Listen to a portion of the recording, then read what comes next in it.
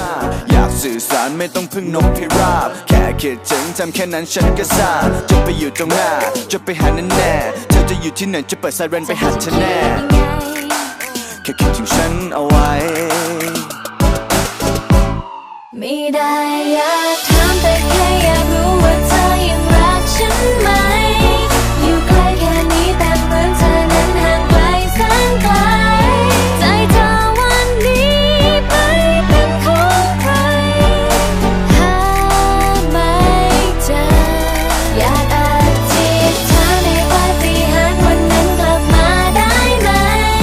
มีเธอมีฉันไม่ว่าเรานั้นจะอยู่ที่ใด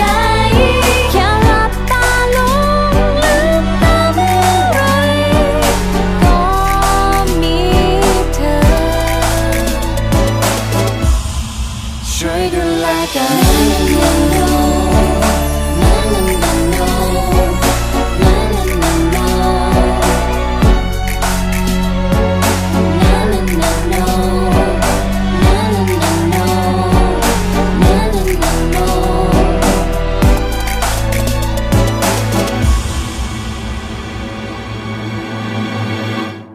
ก็เธอยังเป็นเธอ